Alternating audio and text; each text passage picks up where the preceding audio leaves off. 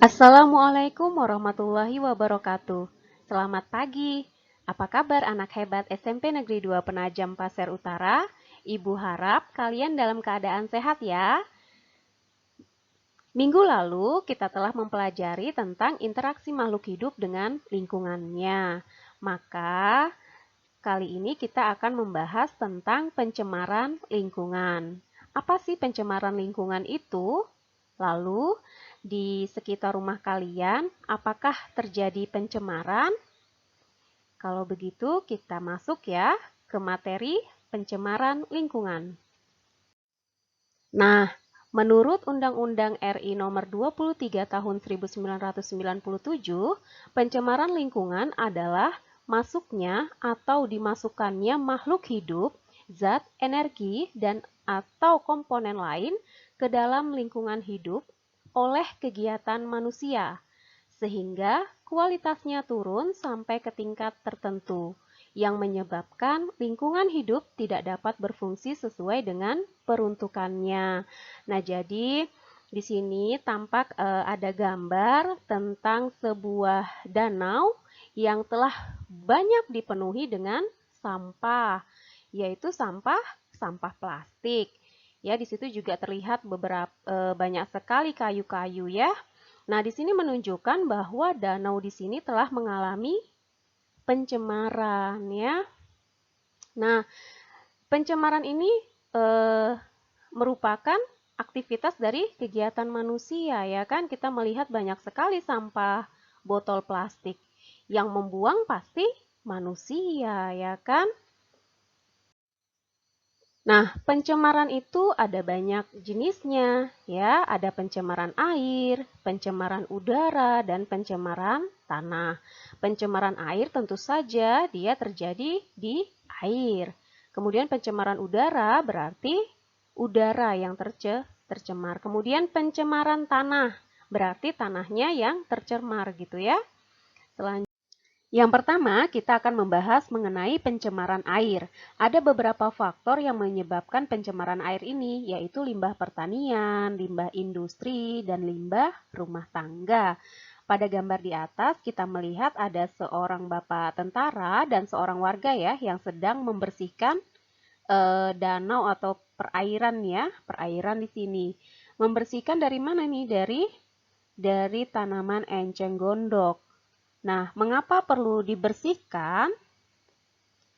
Ya, karena benar sekali. Karena apabila tanaman enceng gondok ini banyak tumbuh di perairan tersebut, maka hewan-hewan kecil, ikan-ikan kecil itu tidak dapat mendapatkan makanan dan oksigen yang cukup untuk mereka hidup gitu ya. Karena kenapa?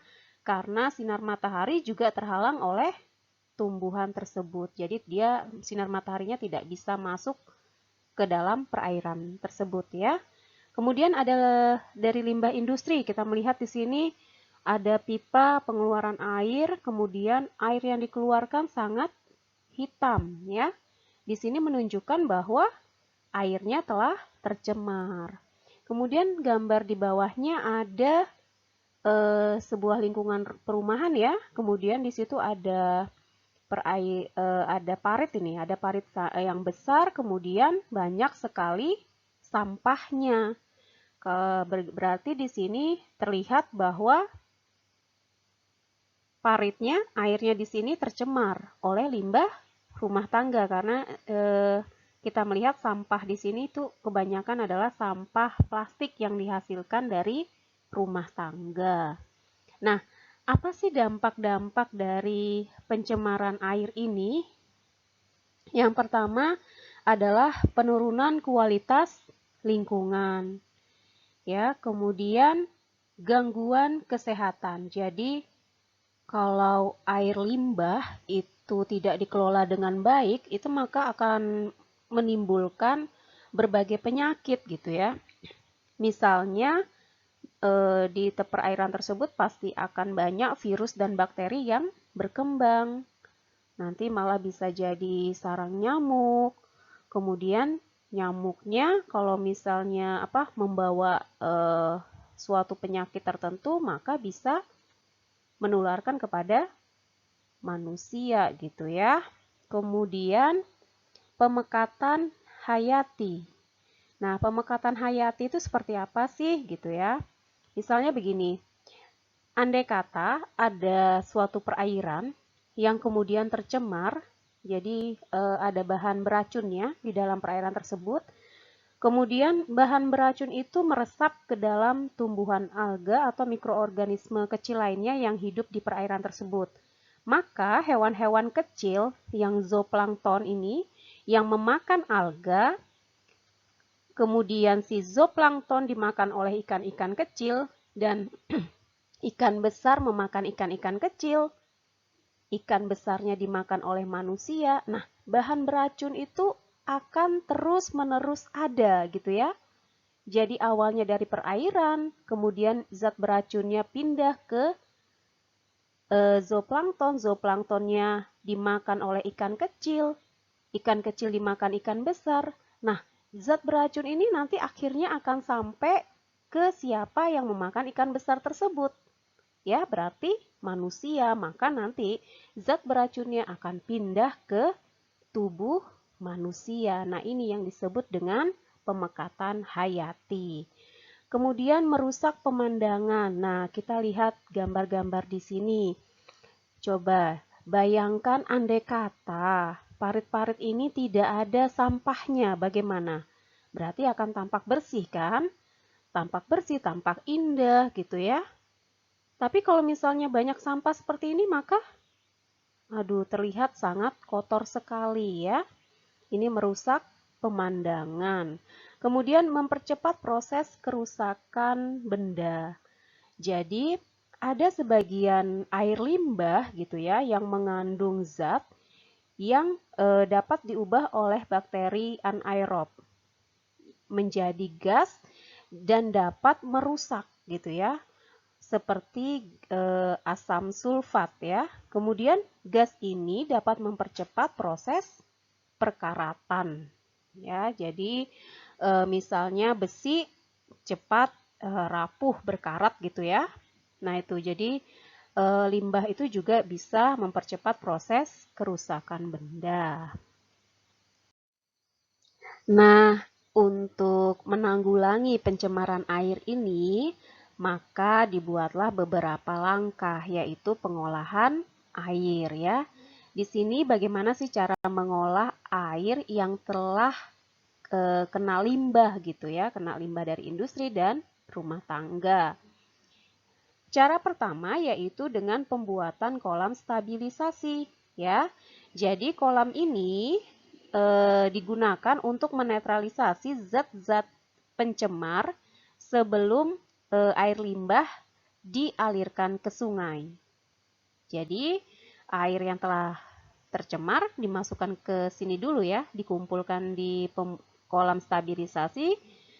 Setelah netral maka akan dialirkan ke sungai. Selanjutnya ada IPAL, yaitu instalasi pengolahan air limbah. Nah, ini prinsipnya sama dengan pembuatan dengan kolam stabilisasi, tapi menggunakan alat-alat khusus gitu ya. Hanya menggunakan alat-alat khusus. Jadi kalau kolam stabilisasi tadi alat-alatnya sederhana, tapi kalau di IPAL dia menggunakan alat-alat yang khusus. Jadi sebenarnya inti prosesnya adalah sama, yaitu menstabilkan air gitu ya dari limbah. Kemudian nanti setelah netral akan dilanjutkan dengan pengolahan air ini ya. Nanti bisa kemudian air ini dialirkan ke sungai atau digunakan untuk kebutuhan masyarakat. Kemudian ada pengolahan ekskreta ya. Jadi pengolahan ekskreta itu biasanya ada pada di septic tank gitu ya. Jadi ini untuk mengolah limbah rumah tangga.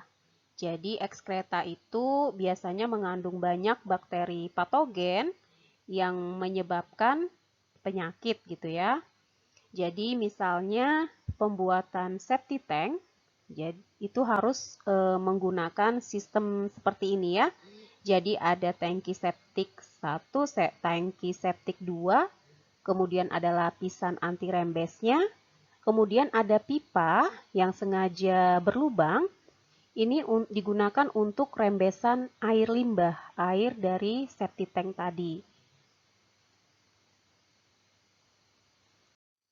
Selanjutnya adalah pencemaran udara. Jadi udara itu kan salah satu faktor abiotik yang sangat mempengaruhi kehidupan biotik. Jadi makhluk hidup itu butuh oksigen, udara yang bersih gitu ya, untuk dia bisa hidup.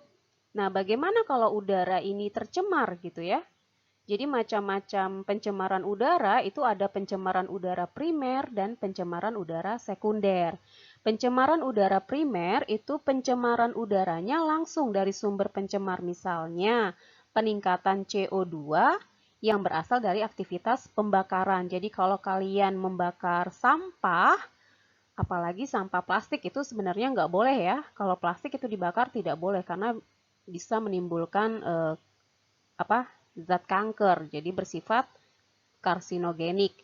Nah, kalau kalian juga membakar sampah daun, sampah kayu, itu CO2-nya akan meningkat. Kemudian pencemaran udara sekunder. Itu misalnya kalian kita ya menggunakan kulkas AC, itu sebenarnya kita telah melakukan pencemaran udara, apalagi kulkas AC-nya yang lama yang mengandung CFC ya. Nah, CFC ini akan memicu reaksi kimia dengan oksigen penyusun ozon sehingga dapat merusak lapisan ozon. Di sini kita dapat melihat nih, ya kan? Di sini ada cerobong-cerobong asap, mengeluarkan asap tebal ya. Di sini biasanya di pabrik-pabrik ya. Kemudian ini kita melihat di lalu lintas yang sangat padat, kemudian alat transportasinya mengeluarkan asap yang tebal, yang banyak ya. Ini biasanya terjadi di kota-kota besar. Kemudian ini adalah logo-logo di alat elektronik kalian, di kulkas dan AC biasanya. Jadi kalian bisa perhatikan kulkas dan AC di rumah kalian, di sini akan ada logo seperti ini. Jadi kalau ada seperti ini, maka logonya non-CFC, berarti aman dari pengerusakan lapisan ozon. Nah, lalu apa sih dampak dari pencemaran udara tadi ya? Yang pertama adalah bagi kesehatan kita. Jadi apabila kita menghirup udara yang sangat kotor, maka saluran pernapasan kita akan terkena penyakit, yaitu penyakit ISPA, infeksi saluran pernapasan atas. Kemudian bagi tumbuhan, ya, ada abu vulkanik. Jadi abu vulkanik itu dari proses meletusnya gunung berapi. Nah, di daerah sekitarnya ini akan tercemar udaranya dan akan memicu terjadinya hujan asam. Hujan asam itu mengandung senyawa sulfur yang bersifat asam, dan kondisi asam ini dapat merusak atau mematikan tanaman di daerah tersebut ya. Kemudian dapat menimbulkan efek rumah kaca. Apa sih efek rumah kaca itu? Jadi apabila konsentrasi karbon dioksida dan karbon monoksida di atmosfer itu tinggi, maka akan meningkatkan suhu bumi. Sehingga ini akan memicu efek yang dinamakan efek rumah kaca. Nah, gas karbon monoksida dan karbon dioksida ini dipengaruhi oleh jumlah dari kegiatan aktivitas manusia gitu ya. Mungkin dari pembakaran hutan, dari penggunaan alat-alat yang mengandung CFC, kemudian dari penggunaan kendaraan, dari asap-asap pabrik. Nah, ini nanti akan membentuk suatu lapisan gitu ya, sehingga menahan panas bumi itu keluar. Jadi panasnya di dalam bumi itu akan terkungkung di dalam, sehingga disebut seperti rumah kaca. Kemudian, rusaknya lapisan ozon. Jadi penggunaan CFC pada kulkas dan AC itu dapat merusak lapisan ozon. Jadi, Ibu harap kita dapat menggunakan alat elektronik yang non-CFC. Nah, selanjutnya yaitu pencemaran tanah. Ada beberapa faktor penyebab pencemaran tanah. Ya, yang pertama yaitu limbah domestik. Nah, biasanya limbah ini berasal dari pemukiman, kantor, atau tempat wisata. Biasanya limbah yang dihasilkan berupa sampah plastik gitu ya.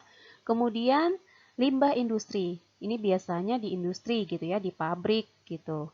Di sini kita dapat melihat ada gambar di mana ada pabrik gitu ya yang membuang limbahnya langsung ke permukaan tanah. Ini jelas akan merusak tanah tersebut gitu ya. Kemudian limbah pertanian. Kita tahu kalau negara Indonesia itu sebagian besar gitu ya penduduknya bermata pencaharian sebagai petani. Nah, kebanyakan para petani itu menggunakan pestisida gitu ya atau pupuk sintetik itu secara berlebihan. Biasanya agar tidak dimakan hama atau agar tanamannya tumbuh dengan subur dan cepat gitu ya. Nah, tapi penggunaan pupuk yang berlebihan ini sangat berbahaya bagi kesuburan tanah. Nah, yang hal seperti inilah gitu ya yang akan merusak kesuburan tanah, akhirnya menyebabkan pencemaran. Nah, lalu apa sih dampak dari pencemaran tanah tersebut? Jadi, biasanya limbah-limbah yang dibuang begitu saja langsung ke tanah, ini akan langsung menyebabkan rusaknya tanah tersebut, ya, kesuburannya menurun, kemudian dapat langsung berpengaruh pada kesehatan manusia. Contohnya, kromium pada pestisida dan herbisida itu merupakan zat karsinogenik, yaitu pemicu kanker. Kemudian ada timbal yang dapat merusak otak dan ginjal. Ada raksa yang menyebabkan kerusakan ginjal. Ada PCB dan siklodiena yang menyebabkan kerusakan pada hati. Ada organofosfat dan karnabat yang menyebabkan gangguan saraf otot. Ada klorin ya pada pelarut gitu ya. Ini Ibu sebutnya merek misalnya Becklin atau Wipol gitu ya. Nah, ini dapat merangsang perubahan pada hati, ginjal, dan penurunan sistem saraf pusat. Kemudian cara menanggulanginya bagaimana gitu ya. Yang pertama ada remediasi. Remediasi itu apa? Remediasi adalah kegiatan untuk membersihkan permukaan tanah yang tercemar. Nah, ada dua jenis yaitu remediasi in situ dan remediasi ex situ. Remediasi in situ ini biayanya sangat murah dan lebih mudah ya. Jadi ini langsung dilakukan pembersihan pada tanah yang tercemar. Kemudian kalau remediasi ex situ ini biayanya agak lebih mahal dan proses pembersihannya juga lebih rumit ya. Karena nanti tanah yang tercemar itu akan dibawa ke daerah yang lebih aman. Jadi digali tanahnya dibawa ke daerah lain yang lebih aman. Kemudian ada bioremediasi. Bioremediasi ini adalah proses pembersihan pencemaran tanah dengan menggunakan mikroorganisme seperti jamur, bakteri gitu ya. Nah, bioremediasi ini fungsinya apa sih? Jadi tujuannya adalah untuk memecah atau mendegradasi zat pencemar menjadi bahan yang kurang beracun atau tidak beracun, seperti menjadi karbon dioksida dan air. Jadi, salah satu mikroorganisme yang berfungsi sebagai bioremediasi itu adalah jamur vesicular arbuscular mycorrhiza, ya. Jamur vesicular arbuscular mycorrhiza atau yang disebut dengan FAM. Nah, jamur FAM ini itu berperan langsung maupun tidak langsung dalam remediasi tanah.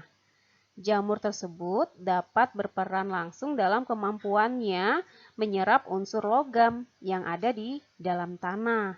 Jadi, jamur tersebut tidak dapat berperan langsung karena menstimulir pertumbuhan mikroorganisme bioremediasi lain seperti bakteri tertentu, jamur, dan sebagainya.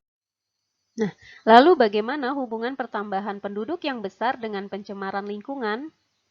Nah, kita tahu ya anak-anak bahwa beberapa bulan yang lalu Bapak Presiden Jokowi telah mengumumkan bahwa ibu kota akan dipindahkan ke Provinsi Kalimantan Timur, tepatnya di Sepaku ya, di tempat kita. Nah, jadi mungkin ada beberapa dampak positif dan dampak negatif dari pemindahan ibu kota tersebut ke daerah kita.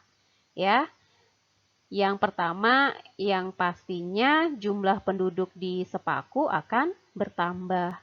Yang mungkin pada saat ini antara rumah jaraknya sangat jauh-jauh gitu ya. Mungkin nanti ketika di sini telah menjadi ibu kota, maka mungkin rumahnya kalau tidak disikapi dengan baik, diprogramkan dengan baik gitu ya, maka akan timbul perumahan kumuh seperti ini ya, seperti pada tampak di gambar. Nah, pertambahan penduduk yang besar itu jelas sekali akan sedikit banyak berpengaruh pada lingkungan kita. Nah, apabila ini tidak disikapi atau tidak dipikirkan dari sekarang, maka yang muncul adalah pencemaran lingkungan. Nah, anak-anak Sepaku harus kalian pikirkan bagaimana gitu ya, jika di sini nanti menjadi ibu kota, kemudian banyak penduduknya gitu ya, kita akan kedatangan dari penduduk dari daerah seluruh Indonesia gitu ya. Nah, ini kita harus pikirkan biar tidak terjadi pencemaran lingkungan, kerusakan lingkungan di daerah kita. Nah, bagaimana cara mengatasi hal tersebut gitu ya? Yang pertama gitu ya, jadi pencemaran lingkungan itu memang erat kaitannya dengan pertambahan penduduk yang sangat besar. Jadi Sepaku yang menjadi titik sentral pemindahan ibu kota negara RI itu harus bersiap-siap nih menghadapi berbagai kemungkinan yang terjadi. Kalian sebagai warga gitu ya yang lahir dan besar di Sepaku, kalian wajib nih menjaga gitu ya, menjaga lingkungan Sepaku agar tidak tercemar. Ya caranya apa? Caranya kita turut mencegah pertambahan penduduk gitu ya. Kalian yang usianya masih sangat muda gitu ya, masih usia 12-13 tahun, langkah pertama apa? Yaitu tidak menikah dini ya. Sekolah dulu, tuntut cita-cita kalian dulu dong ya. Kemudian lingkungan pun harus tetap dijaga ya. Semoga Sepaku bisa tetap terus lestari seperti sekarang, bersih, tidak ada pencemaran gitu ya. Mungkin bisa dilakukan hal sebagai berikut, misalnya mencegah pertambahan penduduk gitu ya. Kemudian kita hindari wilayah penduduk yang terlalu padat. Jadi ada persebaran penduduk ya. Kemudian menghindari pernikahan usia dini. Jadi seusia kalian itu sebaiknya fokus belajar, jadikan diri kalian itu generasi yang hebat di masa depan gitu ya. Programkan diri kalian, kemudian raih cita-cita kalian. Kemudian menikah pada usia yang tepat dan waktu yang tepat. Nah, ini harus ya. Jangan menikah dini. Kemudian kita jaga kelestarian lingkungan kita. Nah, ada beberapa cara untuk kita melestarikan lingkungan gitu ya, yaitu kita membudayakan 4R. Apa sih 4R ini? Yang pertama, recycle, daur ulang, reuse, guna ulang, reduce, mengurangi, dan repair, pemeliharaan. Jadi recycle ini daur ulang. Jadi ketika kalian ada tempat, misalnya di sini ada sepatu bot yang tidak terpakai gitu ya, yang sudah tidak dapat digunakan lagi, itu jangan langsung dibuang. Kalian bisa hias, kalian bisa gunakan untuk pot tanaman gitu ya. Kemudian reuse, guna ulang. Misalnya nih kalian punya tempat botol sisa botol susu atau tempat kaleng permen gitu ya. Itu jangan dibuang, bisa kalian gunakan lagi, kalian manfaatkan lagi untuk tempat pensil, tempat sendok gitu ya. Kemudian ada reduce, mengurangi. Jadi kita itu mengurangi, misalnya contohnya mengurangi sampah plastik. Jadi tidak menggunakan plastik, yaitu kita menggunakan tempat-tempat pembawa tas gitu ya, pembawa barang gitu, tas barang. Ini setiap belanja dibawa. Jadi kita tidak setiap belanja harus beli plastik gitu, tidak. Nah, ini salah satu cara untuk mengurangi sampah plastik. Kemudian repair, pemeliharaan. Jadi kalau punya barang gitu ya, ini dipelihara gitu. Jadi biar tidak boros gitu ya, kemudian tidak juga menimbulkan banyak sampah nantinya ya. Nah, itulah pembahasan tentang bab pencemaran lingkungan. Semoga kalian dapat memahami materi hari ini. Kalian harus tetap semangat belajar ya, walaupun belajarnya dari rumah ya.